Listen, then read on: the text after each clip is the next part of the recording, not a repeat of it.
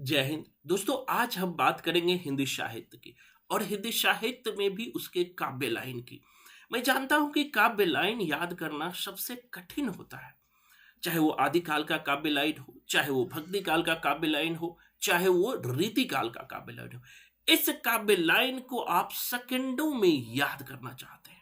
अगर आप भी रिजल्ट की लिखित गारंटी चाहते हैं स्टम्प पेपर पर, चाहे वो पीजीटी का हो, चाहे वो टीजीटी का हो, चाहे वो नेट का हो, चाहे वो असिस्टेंट प्रोफेसर का हो, तो एक बार क्लास लेकर देखो।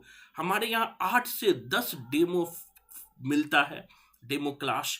और उससे आप लेकर देखो, अगर आपकी कमियां पता नहीं चलेगी आखिर आखिर आपने कहाँ कमी किया है जो अभी तक आपको रिजल्ट नहीं हुआ है, तो आप क्लास मत लेना। साथ ही मैं जानता हूं कि बहुत सारे बच्चे हैं जो इन सब चीजों की पिछले 4 से 5 सालों से तैयारी कर रहे हैं, फिर भी उसका रिजल्ट नहीं हो रहा है। रिजल्ट नहीं होने पर पूरी दुनिया पे आरोप लगा देते हैं, हमारे दोस्त का हो गया, फलाना का हो गया, ढेकाना का हुआ, लेकिन मेरा नहीं हुआ। क्योंकि हम अपने अंदर की कमियों को नहीं झांकते हैं। तो उस कमियों को झांकना बहुत जरूरी है। और एक बार क्लास से जुड़ते हैं तो आप 100 में 100 सवाल को आप बना सकते हैं सेकंडों में। तो दोस्तों, आज हम रीतिकाल के काव्य लाइन की चर्चा करेंगे। आखिर काव्य लाइन को हम सेकंडों में कैसे याद कर सकते हैं। आपके स्क्रीन पर रीतिकाल के काव्य लाइन है।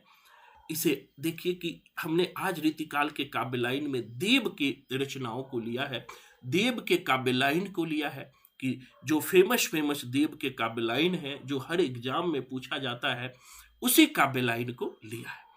तो देव का पहला काव्य लाइन है अभिधा उत्तम काव्य है। दोस्तों, इसको कैसे कोडिंग से याद करेंगे कि देव, देव मतलब कोडिंग कर दीजिए इंद्रदेव।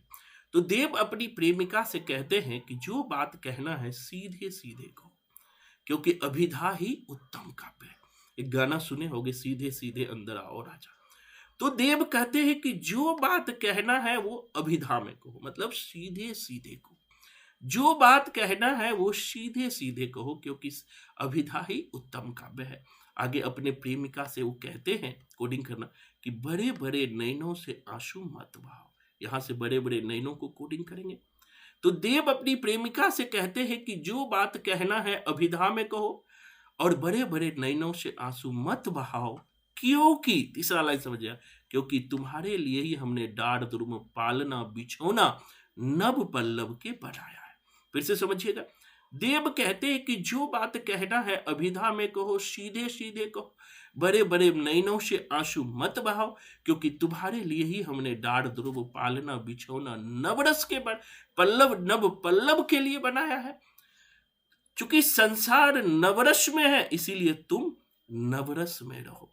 नवरस सब संसार में, नवरस में संसार। तुम डाढ़ दुर्म पालना बिछौना पर सो करके नवरस के मजे लो। और आगे कहते हैं, अपनी अपनी रीति से काव्य और कवि रीति करो। देव के कहते हैं कि अपनी अपनी रीति से काव्य और कवि रीति करो और टेंशन बिल्कुल मत लो।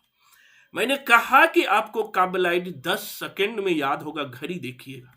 देव अपनी प्रेमिका से कहते हैं कि जो बात कहना है सीधे सीधे कहो, बड़े बड़े नैनों से आंसू मत बहाओ, क्योंकि ये जो सारे डाढ़ द्रुम पालना बिछौना के हैं, ये तुम्हारे लिए ही बनाया, इसलिए तुम नवरस में रहो, क्योंकि संसार भी नवरस में रहता है।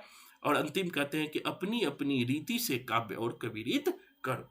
अपनी अपनी रीति से काव्य और कवि रीत करो।